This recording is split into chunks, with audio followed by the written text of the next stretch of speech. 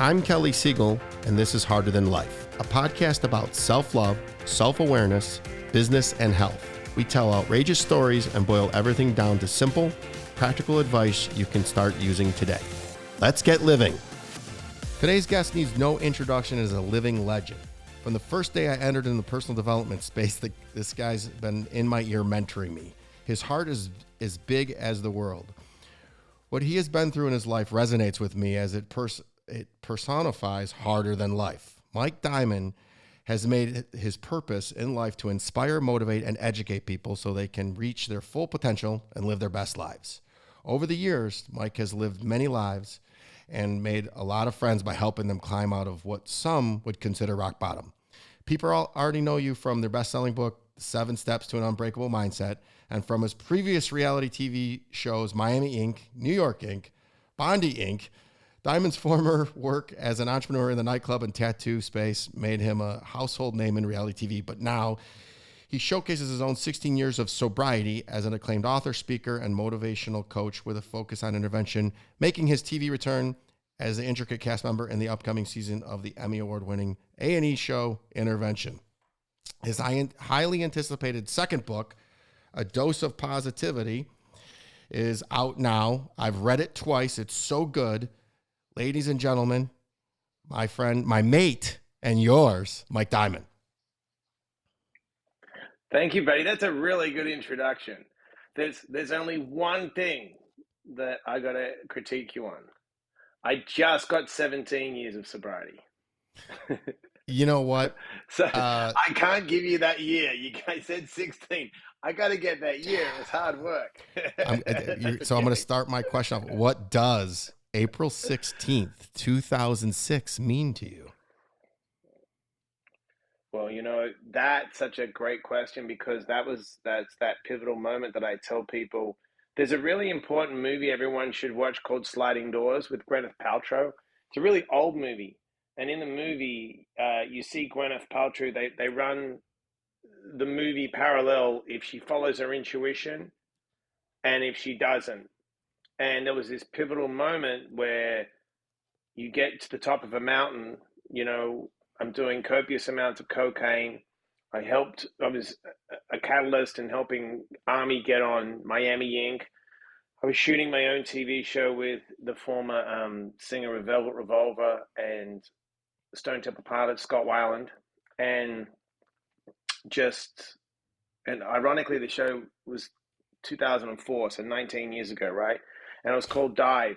And I just literally was like, after, Scott was having issues with his wife and she was going to leave with the 2 kids. And I had this moment and I was like, wait, I came here with nothing. I've accumulated all this stuff and I'm empty. And all these people around me were empty. So I just did that. I had that moment. I knew. I didn't know what was going to happen. I just knew that I was on the wrong path. And I walked downstairs. I was in the Four Seasons in New York. It was cold.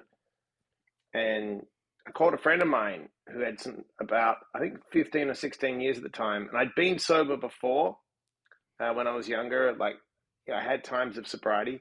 And I just said, look, I'm just going to give this sobriety thing a go, day at a time. What can you suggest? And I respected him. And he said, just go to meetings, shut up, go to meetings, meet me at meetings. And that was it. I didn't question it. I just was like, I just got to get sober. And what happened was now, 17 years later, my life has come full circle. And some of the people that I either used with or they need help or their kids need help. And I've become that guy now that the crazy thing is I was reliable as a party host and I could always get you into a club and I could always be reliable about getting you drugs. And now I've become the reliable guy to get you off drugs and get you clean and do the right thing. It's the same reliability and discipline and consistency. I just do it clean now. It's kind of bizarre. So yeah, that's why we resonate. 'Cause my friend would always say to me, he's like, Kelly, you're so good at getting drugs. He's like, just, would you be in any club anywhere? And I'd come back with drugs. He'd go, how do you do it? And now people are coming to me for interventions and just just to be clear, this was in the book. I want to give you so much kudos. And the one funny thing about it is I was reading the book on April 16th and I go, why didn't I text message him? So I'm a bad friend, but I want everybody to know that April 16th, 2006 was your sobriety day.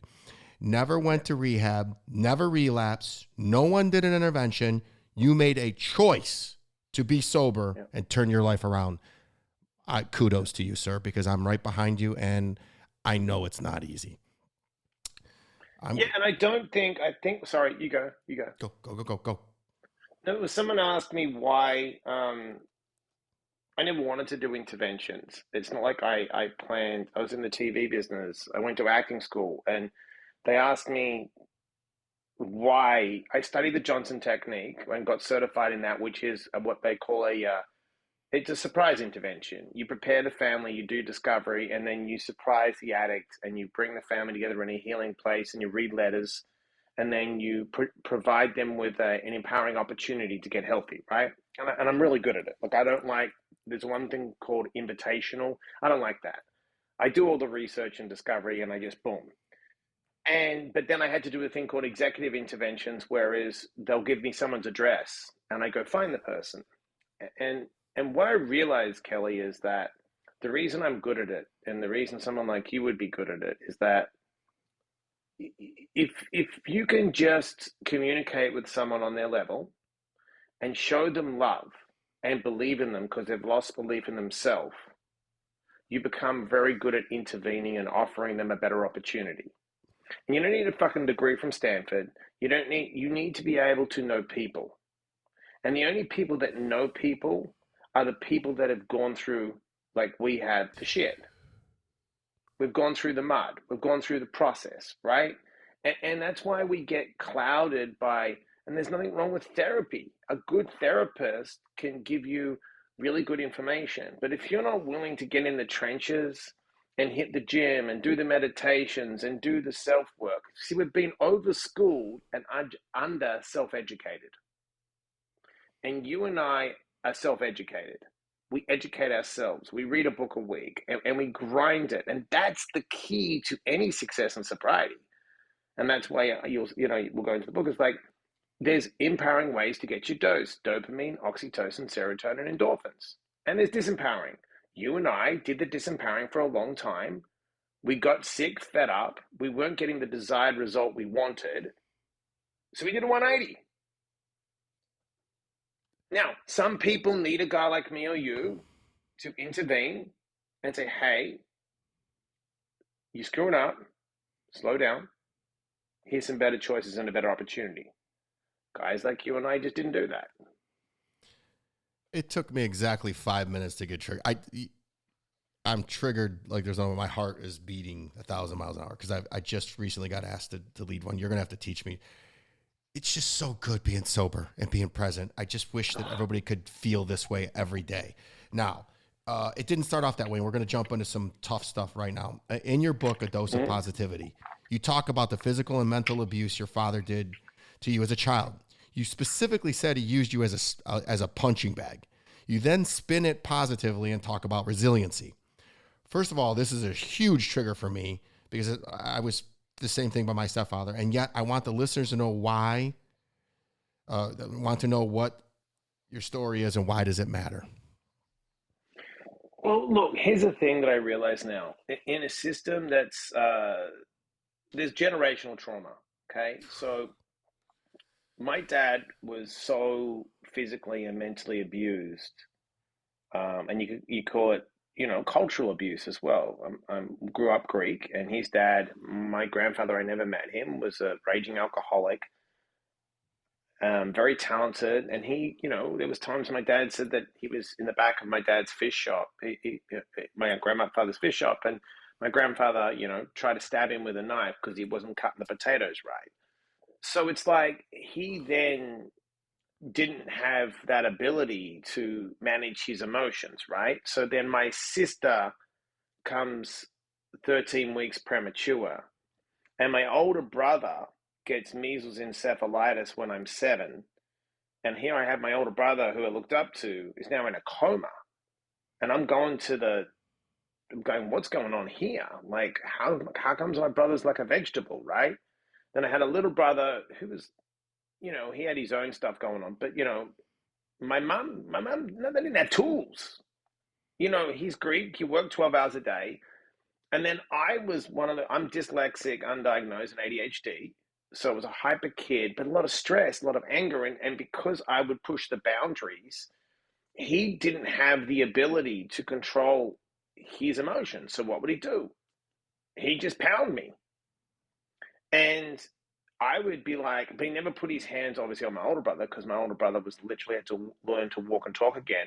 My sister was premature. And then my little brother, he was, he was okay. He didn't push the buttons like me. So my mom resented me because I was really cocky. And I was not like one of those Greek kids that was going to stand in line. I was a great athlete as a kid, and I was like, no one actually celebrated my wins. So my mom would call me a show off, and if I lost, my dad would abuse me. So I just became this feral little machine. And then addiction is part genetic. I definitely inherited the gene, and it's part environment. And the environment wasn't set up for me to thrive. So now when I look back on it, I forgive him, because I go, well, he didn't do any work on himself. So I made the choice to leave that sick environment and then learn to get an environment and teach myself how to flourish.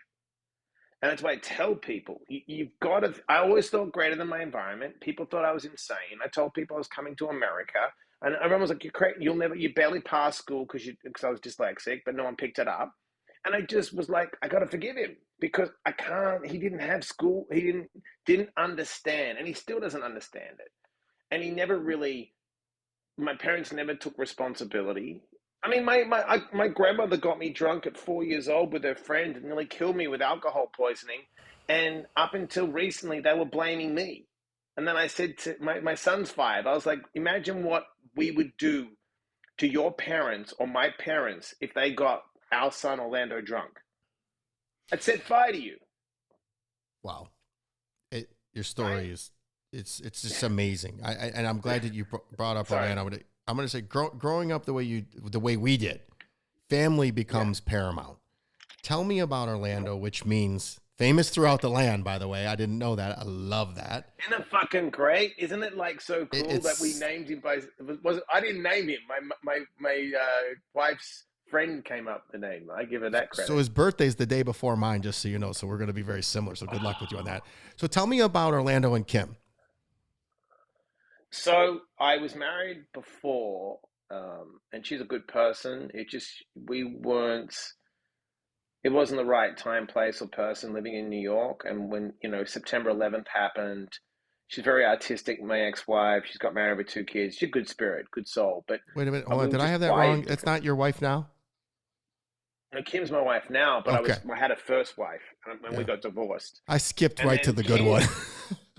No, that's okay. It's good. I just want people to know, because if they read it, my wife now, we are polar opposites. Love that. And I'll tell people that's a really good thing. She has no trauma. She wasn't pushed like me. She's not wired like me. She's very content. So she gives me space to be me. She understands me. She knows what she deals with. Because I was sober, 4 years when I met her, and I didn't lie about my past. I said, look, I was crazy. I used to do fistfuls of cocaine and have threesomes. I'm a nut job. People don't believe you when you say that, by the way, do they?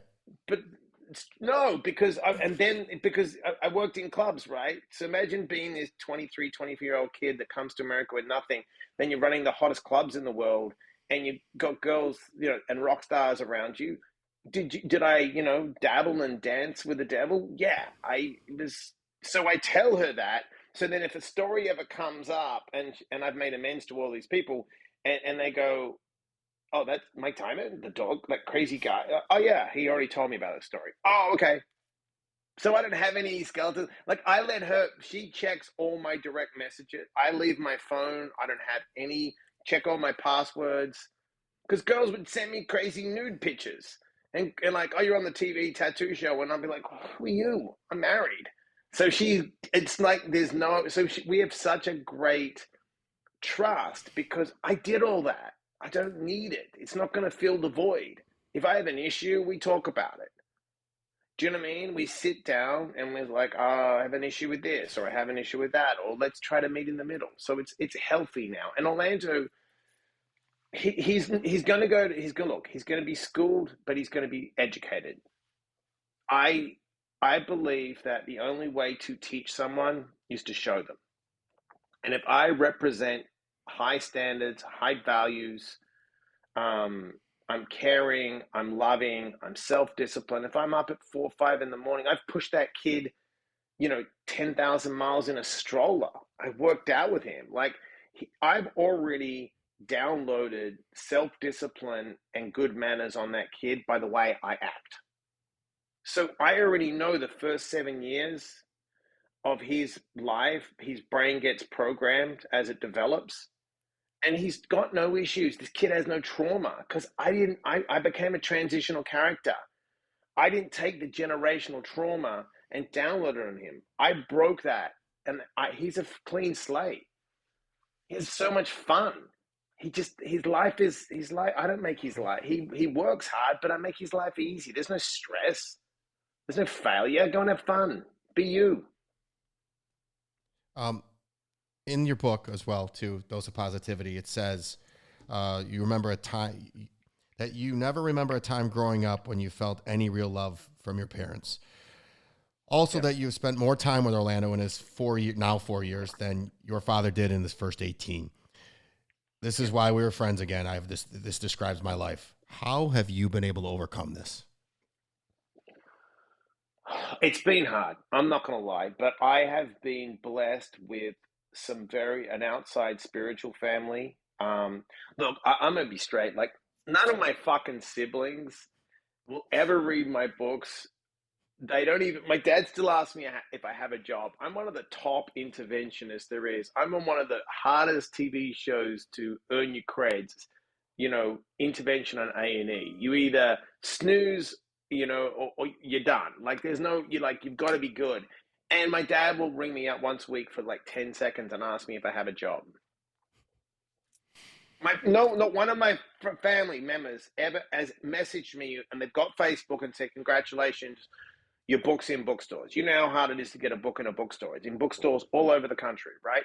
And I've now landed this great show, not one of them. And so it's like, I just realized that I didn't fit into this box, and I wasn't going to play by these rules, and I wasn't going to accept being abused and treated and talked down to and called stupid, called dumb, called a loser, said I was going to go nowhere in life. I was like, you know what? Fuck you. I believe I am that good, and I am willing to do the work in the dark so I can shine in the bright lights. And guess what? I was fucking right. They were all wrong. I know what you're doing. You just swear at all that bad stuff.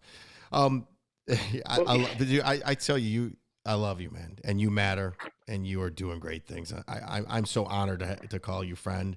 I want to switch a little bit to David Meltzer said people assumed you were stuck on stupid. My stepfather said this to me over and over, and I felt like nothing. I used it as fuel to become super smart and super ripped and aspired to kick his ass, which never happened, but being smart and big has opened so many doors for me.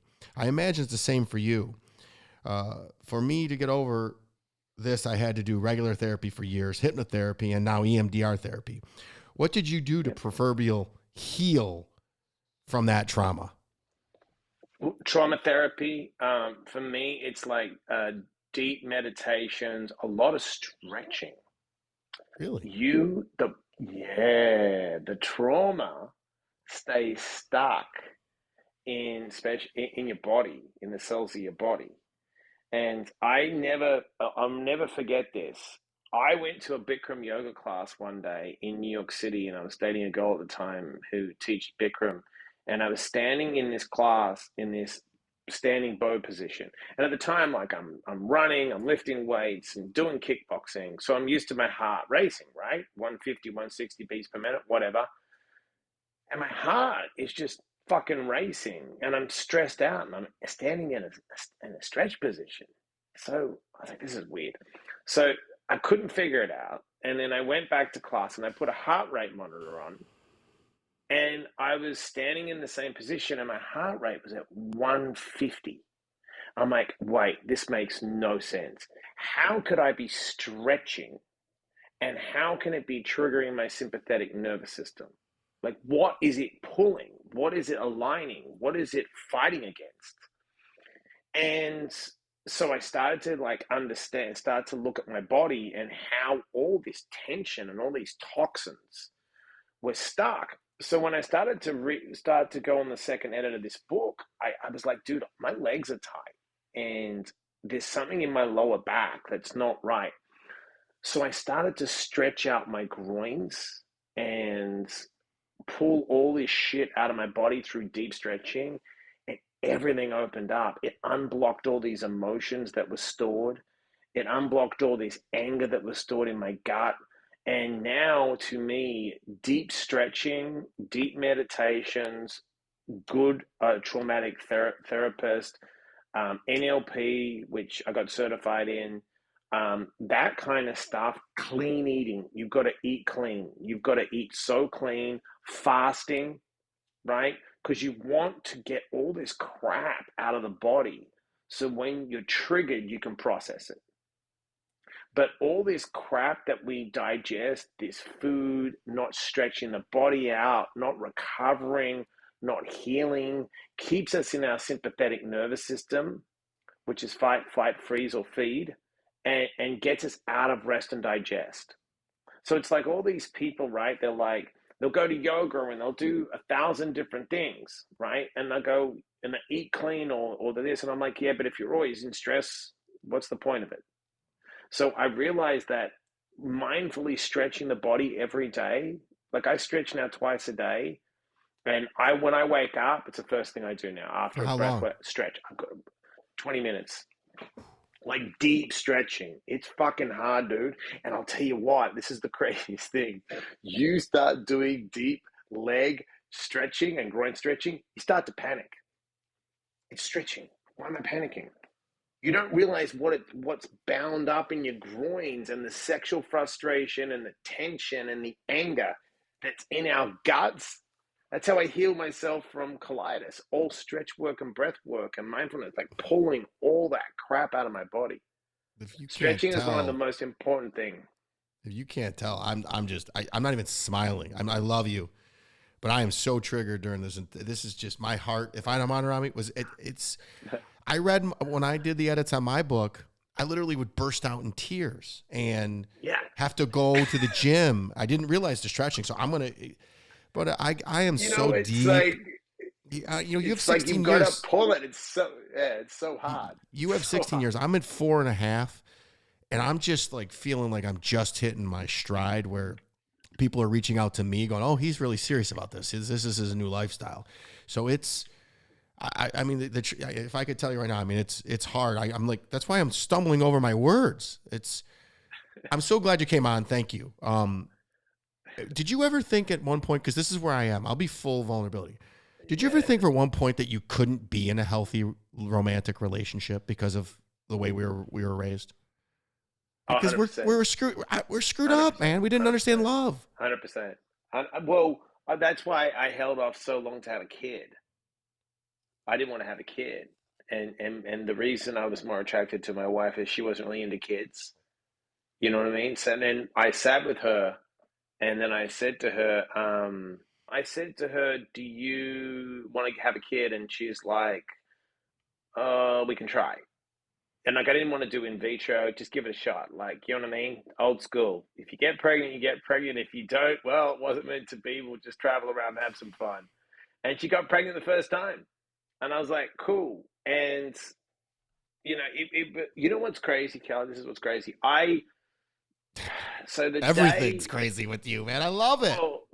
this is it. June 14th is my birthday. She comes home and she says to me, I write about it in the book. She says, got a surprise. It's your birthday.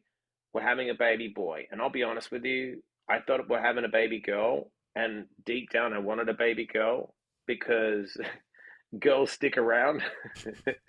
Well, hold on a second. and, Hold on. and, I have a 14-year-old, and I tell you what, I worry about all the penises instead of just one. So you got one to worry about. I got to worry about them all. Yeah, but you know why? But the girls, like daddy's girl. So I wanted my little girl to protect her. And I get a savage like me. And he comes, and so that night, well, for 3 days, I was kind of sick with my stomach, and I thought it was colitis. Fast forward, I, like an idiot, go to the gym, do a couple hundred pull-ups, come back, and Hold on. You set the world yeah. record at pull-ups, not just a couple hundred. I attempted it. What Okay. it was is it was 345 with a 45-pound weight vest on. So I kind of calculated if I did like, what was it, 5 a minute for 60 minutes, right? 3, 5, whatever it was, 6 a minute. Yeah, I was like, see if I can do it. But I did it. I did like 300 pull-ups first attempt, 5 And it's a on minute, your 6 birthday a too, minute. right? Yeah, and then I didn't realize my appendix had burst 2 days before. So I was doing with a burst appendix and got home. And then later that night, I said, you got to get me to the ER. And my wife said, why? I said, something bad's happened. It's not my colitis. So I was in the on the gurney, and someone had to drive from like Victorville to my house, Bakersfield. And he gave me a 50-50 chance of living. And I said, my wife said, what do you think? And I was like, I don't know if I can make it through. Like, I'm pretty bad. Like, I've been dying for 3 days. I was in septic shock. And he got me through the surgery. They didn't give me it. They said if I don't take my colon out within 6 weeks, I'd die of colon cancer. And I was like, you know what? Fuck you. I'll do it myself. Heal myself. And then the baby came 8 weeks premature, 7 weeks premature. So it was like, all right, man up. Let's get it going. Started running with him. And that's really what inspired me to run the 30 half marathons a year later, because I'd never run a half marathon. And I was like, and everyone kept doubting me. Everyone's like, you can't run again. You can't do this. I was like, why? Why can't? And so that's when I ran a year later. I ran 30 half marathons in 30 days and broke the Guinness World Record running half marathons. You got to see my producer over here just dying laughing at you. Dude, your story is it's just comical. It's so good. You got to buy the book to hear all the stories. He's glossing over them, and they're just priceless. You'll burst out laughing and in tears at the same time. We're going to dive a little deeper because we're 30 minutes in, and I want to be respectful of your time. You've used cocaine, heroin, weed, prednisone, Norco, Oxycontin, and meth, and you are famous for coining the phrase microwave mindset. For the listeners out there dabbling in these and believe it's not a problem, what advice do you have? And give us one of your famous acronyms. Well, first of all, the dose, that's what we talk about. Dopamine, oxytocin, serotonin, endorphins. There's empowering ways to get the dose, and there's disempowering. And whoever's listening to this, I'm telling you right now. I didn't do fentanyl because it wasn't around when I've done heroin, oxy, but I would have tried it for sure.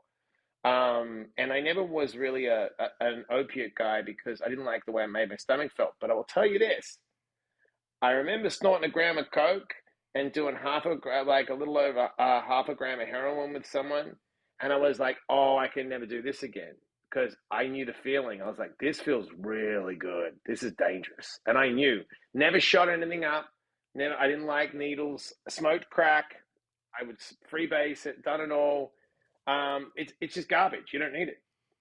Look, I tell people this simply. Go to Starbucks and ask them ridiculously for like, I don't know, 3 or 4. Say four double espressos. Take the double espressos, go home, chug them down real quick, wait for your stomach to explode because most of the time after you do a lot of coke, you're going to shit anyway. And get all wired and messed up. Get paranoid thinking the cops will come over. Come up with a bunch of ideas that you're never going to follow through on because that's what cocaine does. It just makes you ramble on a bunch of shit that doesn't work. And then do that for a week. And if you can get through drinking 5 or 6 double espressos a day, and you're telling me you feel good, then go to the street dealer and get yourself some coke. But it's never going to be the pure coke that I was getting from the cartel. It's going to be some street shit, maybe a cup of fentanyl. So my point is, it's garbage. Don't do it. You don't need it. You're wasting your fucking time. I'm going to personally vouch for you. He is absolutely right. All that stuff. We've seen Power Rangers. You do enough of the blow, and it just it's crazy. Tomorrow's energy today, and then you start hallucinating, and then you crash.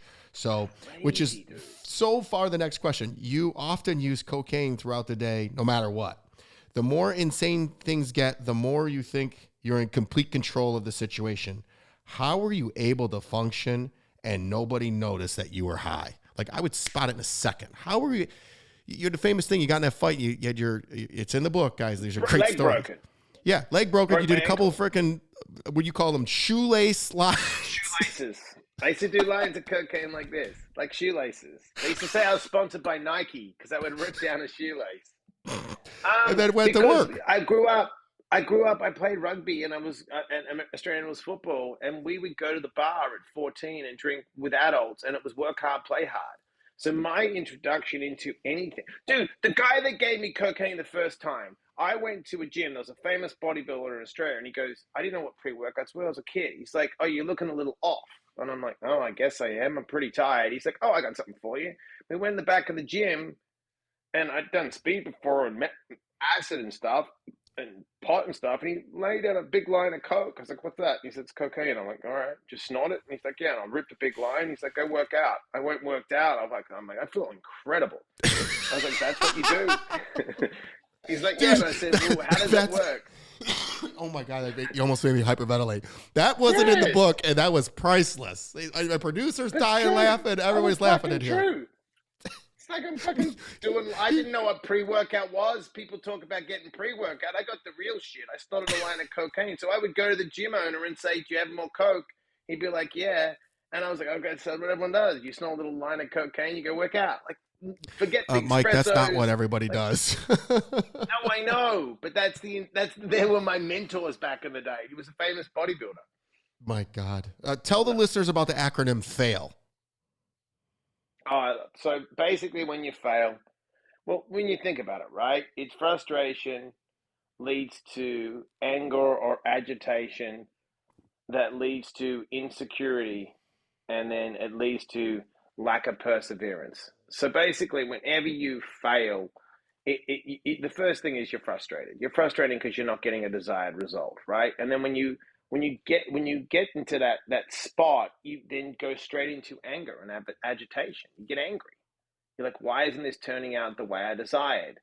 And like any person, it's like, if you look at anyone when we fail to, we start getting insecure. And then it always like, oh, fuck, I can't do it. Lack of perseverance. I just can't do it. And failure is just bullshit. It's just when you have a desired result or you have a goal, just change your plan. Change the timeline. Change your approach.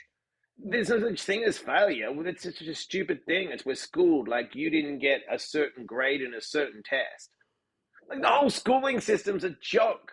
You're telling me after all these years I need Pythagoras' fucking theorem to save money and do shit? Like, when does this ever make sense? I knew school was a joke when I was 15, 16, and I was hustling drugs at school, even though I got kicked out, and making more than a school teacher.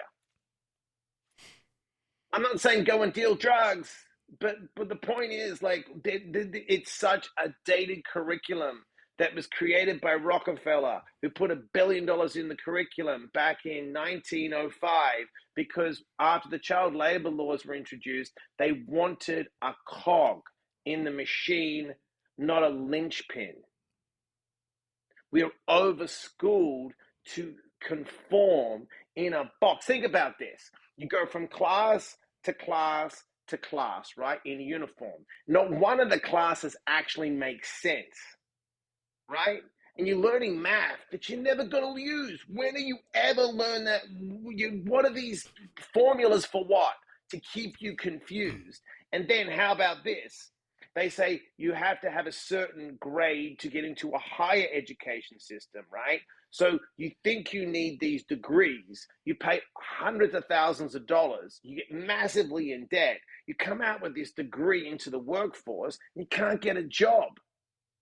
No one hires you. Now, if you want to be a lawyer, I get it. Or you want to be an engineer, I get it. If you want to be a doctor, I get it. But most of the other stuff, like people go, I'm going to study business. What are you going to study? Go work in a business. Get mentored by someone, right? You don't need all this crap. You've got to do the work. Now, if you want to do some kind of tech stuff, you may have to get a degree in something. Yeah, there is jobs that, because of the industrialization of America and the way the system, you want to be a pharmacist or a chemist, yes, there is certain licenses you need to practice. But what are we getting schooled for? And what? Like PhD in what? That's when people like watch these Stanford studies. Okay, I'll say to people straight out, you went and watched you went to Stanford and did it. Okay, I'm like, there's one thing I can guarantee you. And they're like, what? I go, you can't tell me what happens to you when you die, right? Because that's an alone process that you have to go through, and it's a self-discovery only you do alone. With all the science and Stanford and MIT bullshit, can anyone tell you what happens when you die? No, because you're here for a purpose. That's what you got to figure out. It's you and your creator. So all this other crap that people feed us, does it get us any closer to who we are? Right? The purpose in life is to find your fucking self. You have such a simple and easy and magnificent way of articulating things and looking at life. As humans, we are motivated in two simple ways: to gain pleasure and to avoid pain.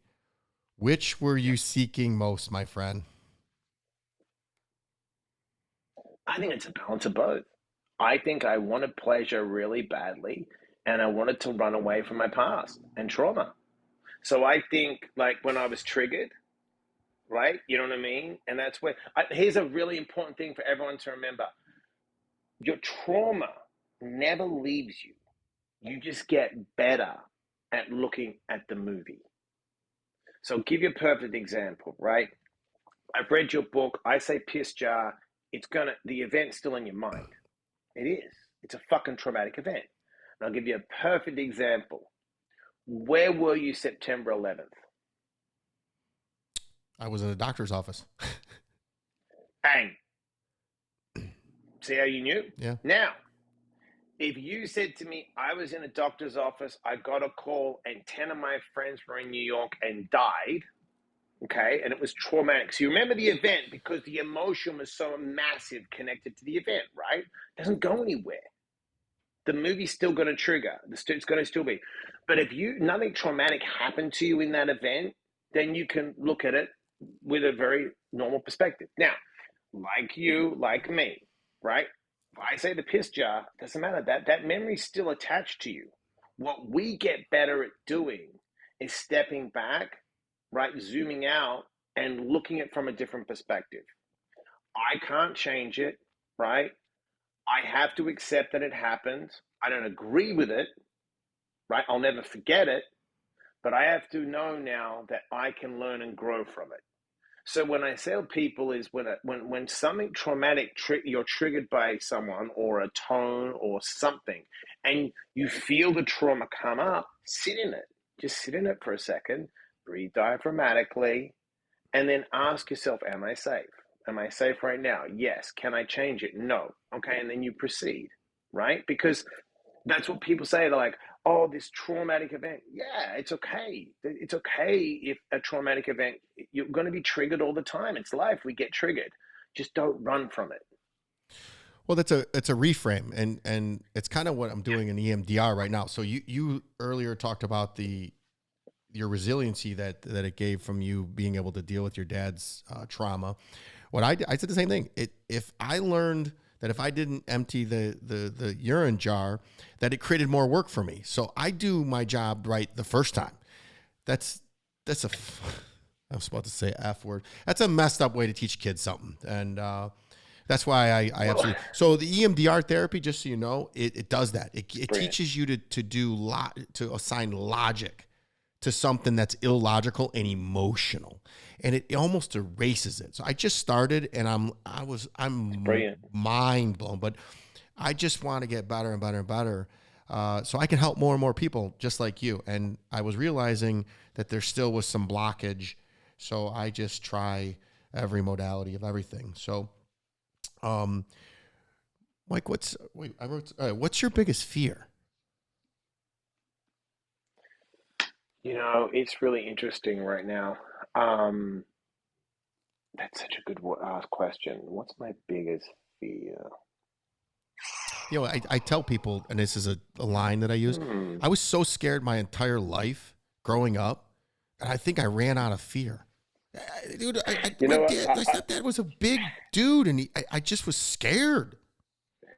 You know what? This is really funny. I don't have any emotional insecurities. I don't have any. I don't do affirmations, and I tell people this, and this will go into my biggest fear. So this is how I teach people. Very simple. Someone says, "Do I believe in affirmations?" I said, "Okay." So Kelly and Mike, two different cities, go to their car at night, and someone jacks them up, steals their car. Let's say, for me, example, I go home and I do affirmations because I've been told affirmations build your self confidence, right? Self esteem. You, on the other hand, don't do an affirmation. You're like, I'm vulnerable. I can't take care of myself. I'm going to do whatever it takes to acquire a set of skills that make me defend myself, which is jujitsu, boxing, whatever. A year later, right? And this is where people mess it up. Like, I did affirmations, I don't feel better. Um, we get in the same situation. I get jacked up, you whip the guy's ass. What happens is confidence and self esteem is only there if you acquire a skill set and you can prove that you have that skill set to back it up. So you can affirm, right?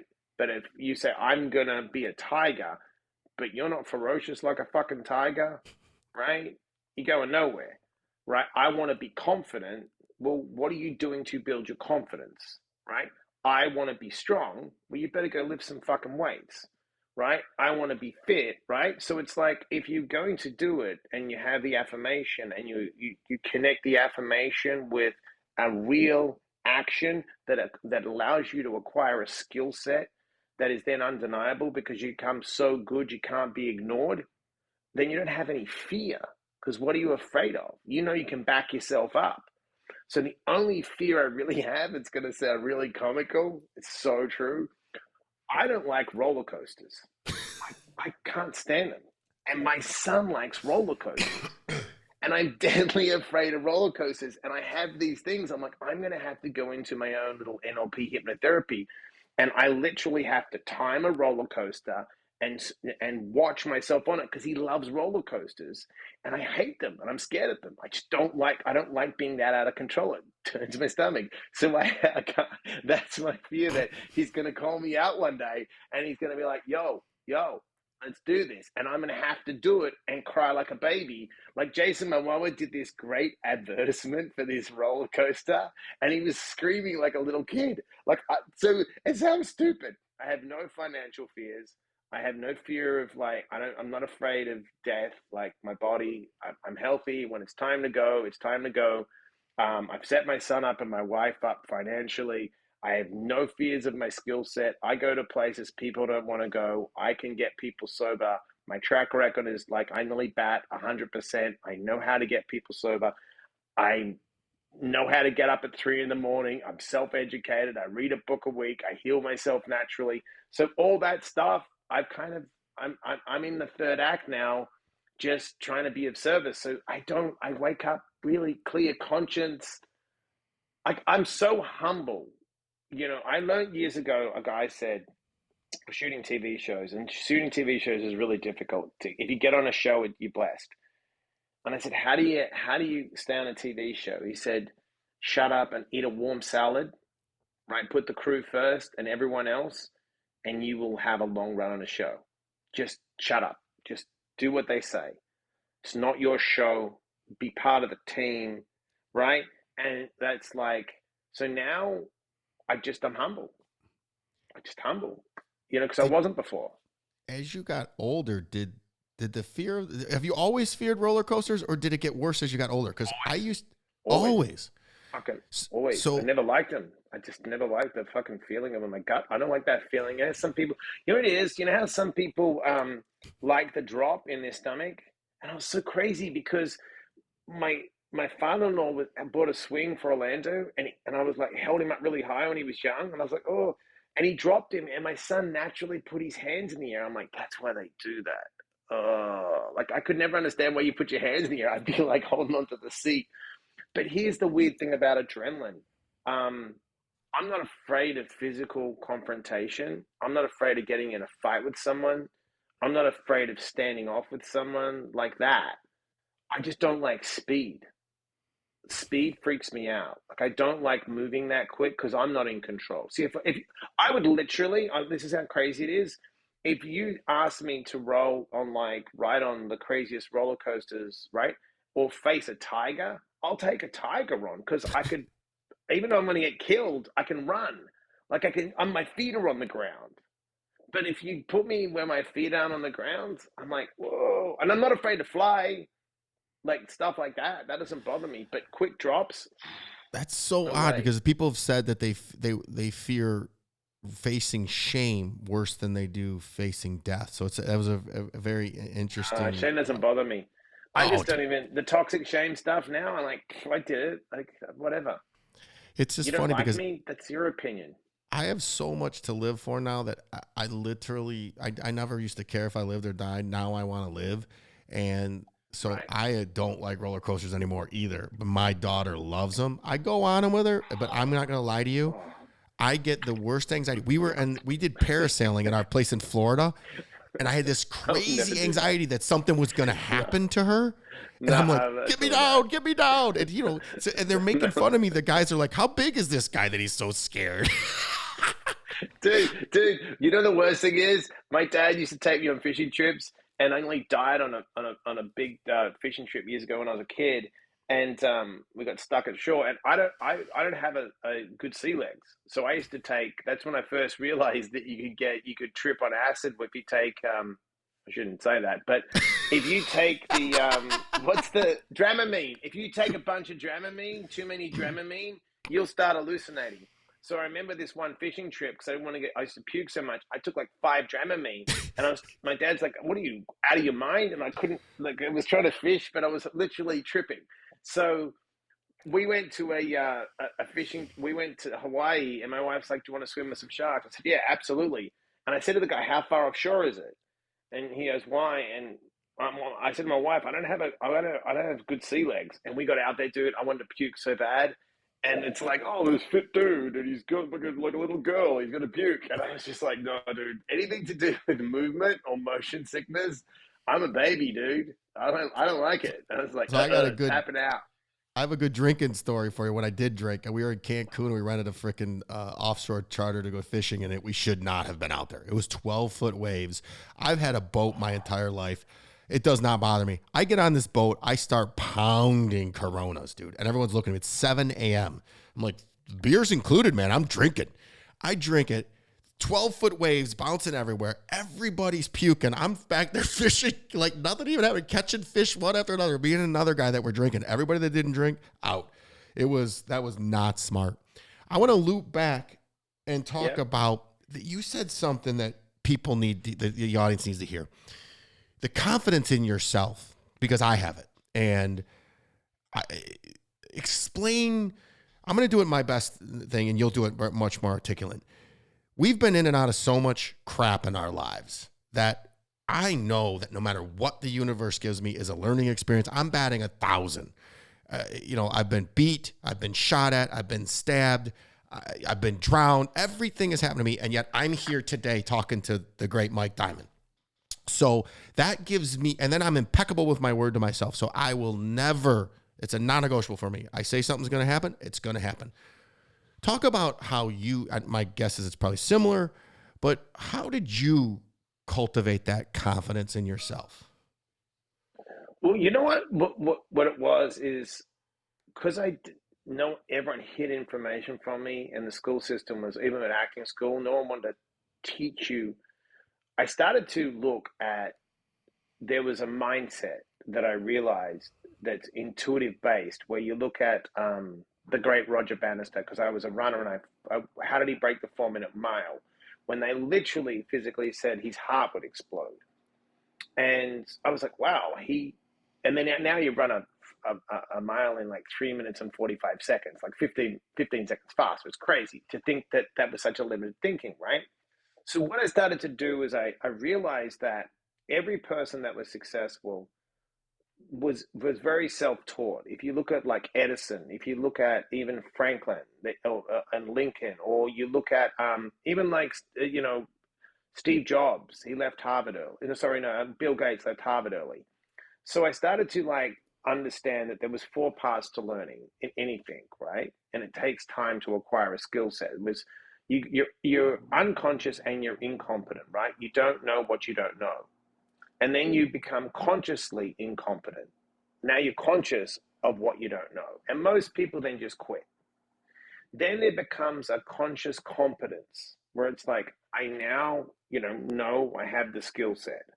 But what people don't stick around for is the unconscious competence, where it becomes an innate skill ingrained in your subconscious and a habit that makes you unbreakable because you mastered it by putting in the work.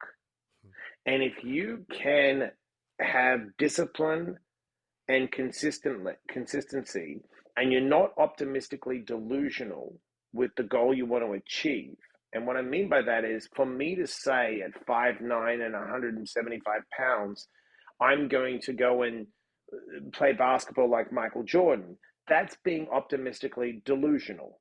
There's certain genetic things that, not everyone can do everything the same. It's just like you've got great fast twitch fibers genetically. You are built naturally you're more of a mesomorph, right? You've got great muscle bellies. That part you work out, but that's genetics. You can't say that's not part genetics, right? You're not going to run the Boston Marathon as fast as a Kenyan. It's just not going to happen. You may run one, but for you to say you're going to run it in 2 hours, that's being optimistically delusional. That's like, I'm going to say that's not a real goal. So if you actually are brave enough to look at your skill and ability, and you don't get comparison syndrome and look at everyone else, and then you look at everything in that fourth thing, whenever you start, I'm unconscious and I'm incompetent, right? Then I become consciously incompetent. Now I've got to push through the hard and the messy to become consciously competent. And if I really want to excel and be excellent, what people don't understand is mastery is boring. And what I mean by that is Floyd Mayweather doesn't have to throw a jab ever again, but he does. So master the basics, right? Master the monotonous, stay in the process, and then it doesn't matter because I know I've acquired a set of skills with the work I've put in. That's not the microwave mentality. That's not like a quick fix. I can delay massive gratification to acquire those skills, right? And then, so for me, it's like, what do I want to do? Why do I want to do it? And how am I going to do it? And then I just shut out the noise. And I just work. I just work and grind. Most won't, you will. I love that. I always say impossible only describes the degree of difficulty.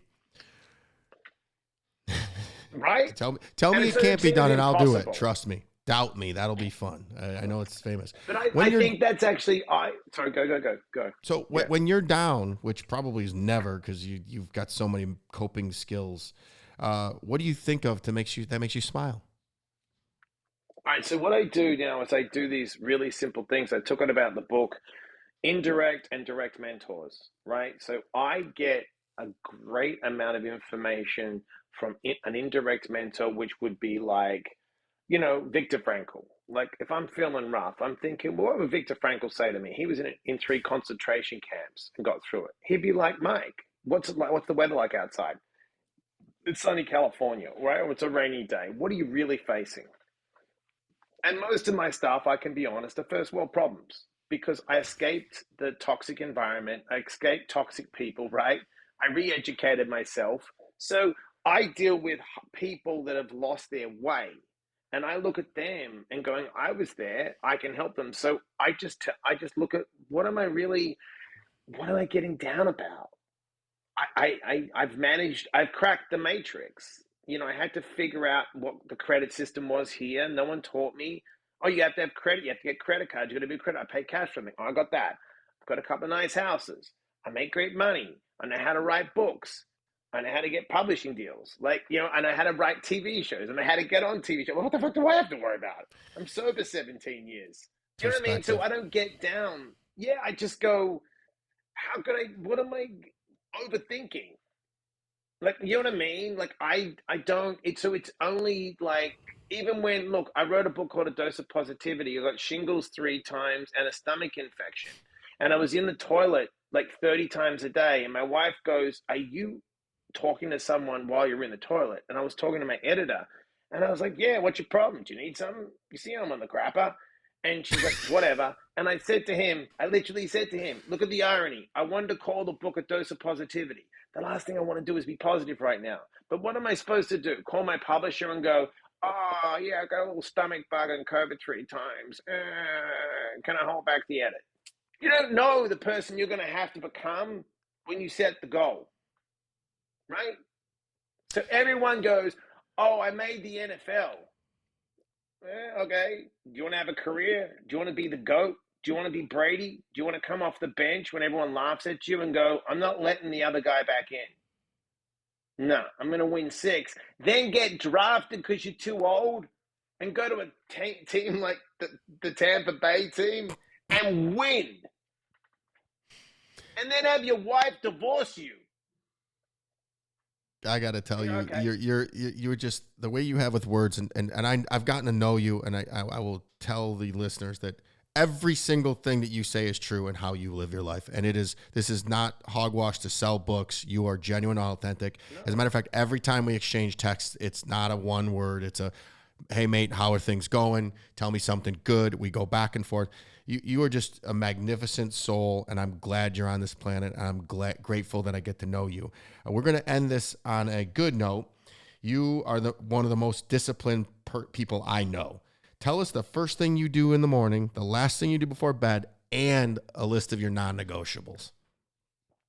Okay, first thing I do is first of all, there's no such thing as a snooze button as me. Because I know anyone that says, like, I don't feel like getting up. I never feel like getting up. Why would you want to leave the comfort of your bed?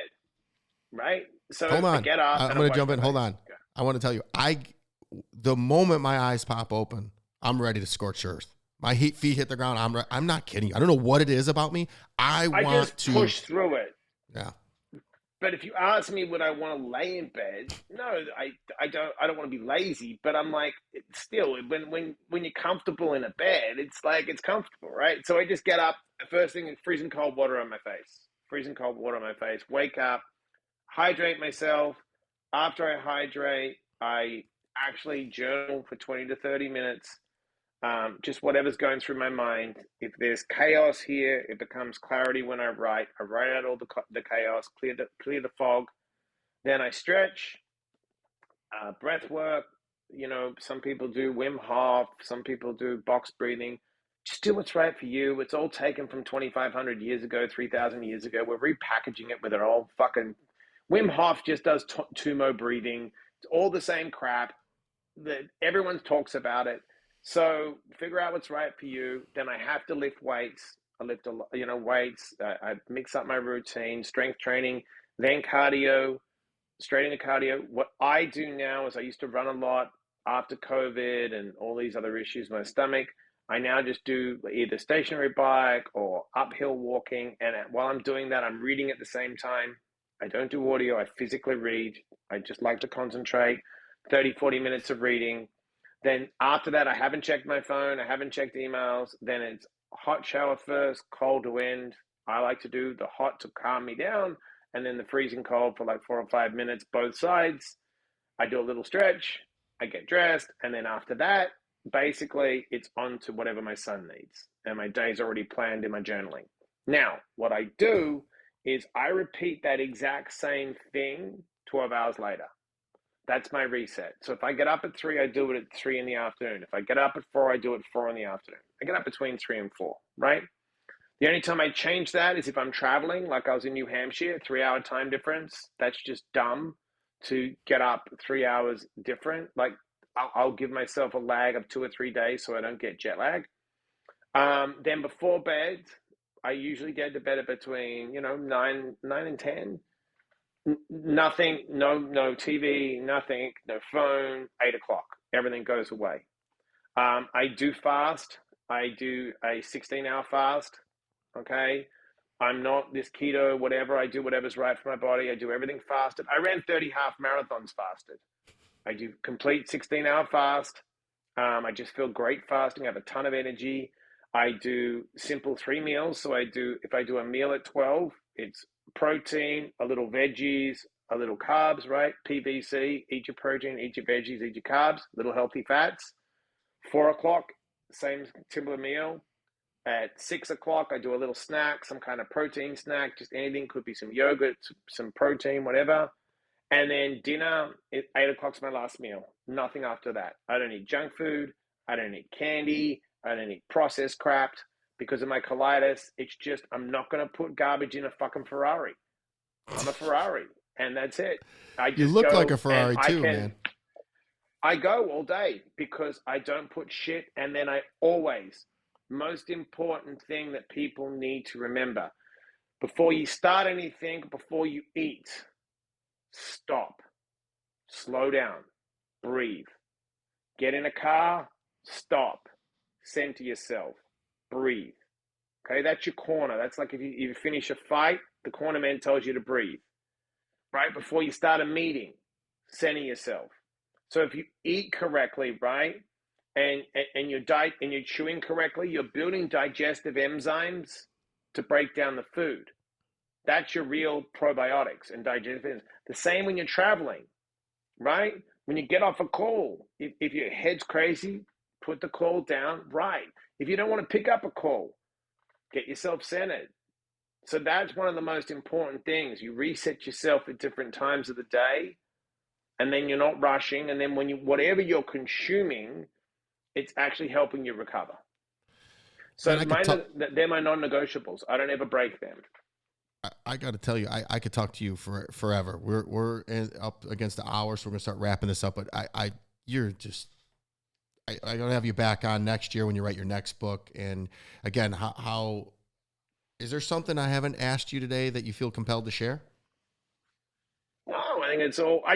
Look. All I would say to anyone out there is that if you're feeling stuck, it's because you haven't gathered enough information, and you've probably been over-schooled and beaten down by toxic people, toxic environment, and just people that have tried to control you and manipulate you and tell you you're not good enough.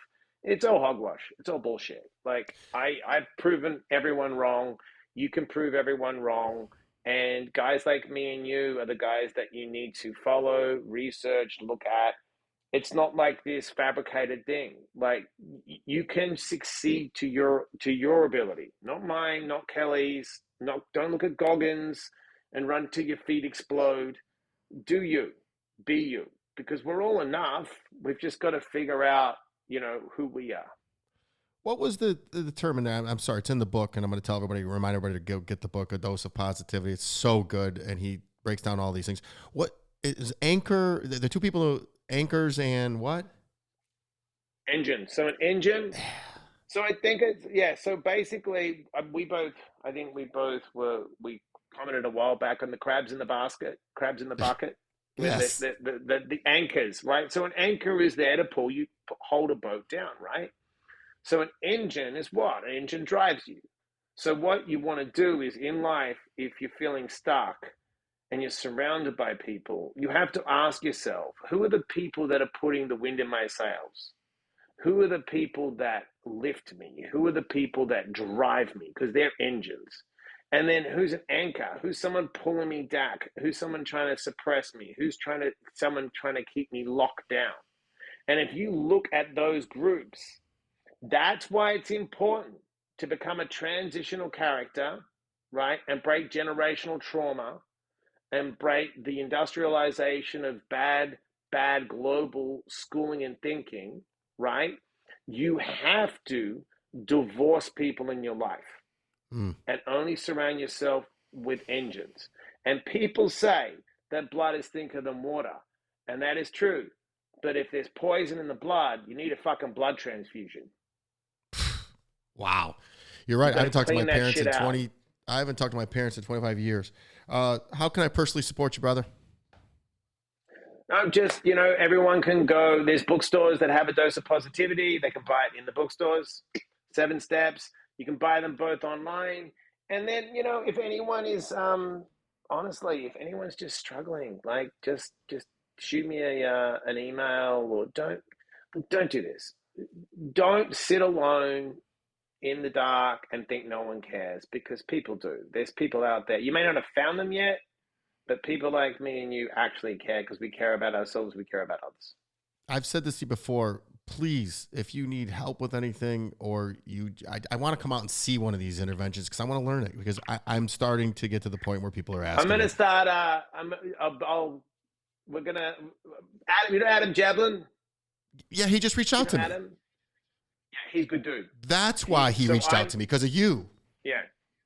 So great dude. So I'm actually going to be, when the show airs in September, I've got a bunch more stuff to do before then, but I'm going to actually be training kind of people on my style. I take what I was trained in, and I add the Mike Diamond kind of thing to it. And I just want to get my own crew of dudes that do interventions with me, because we've got a lot of. The moral of the story is, I'm passionate about this. We're very similar. I want to help you in any way, shape, or form. So call on me anytime. And man, I got to tell you, I just love you. I adore you. You always made time for me. You've always looked out for me. You're just one of the good people, and just keep doing what you're doing. Orlando's a lucky boy. And thank you for taking the time. I'm going to remind everybody that each and every episode is sponsored by National Technology Management, the easiest and best IT company to do business with, delivering peace of mind with technology every day. Visit trustntm.com for more info. Until next week, be harder than life. Thank you for listening. Please rate and subscribe to Harder Than Life, and let's take this to the next level. Get connected at the links below.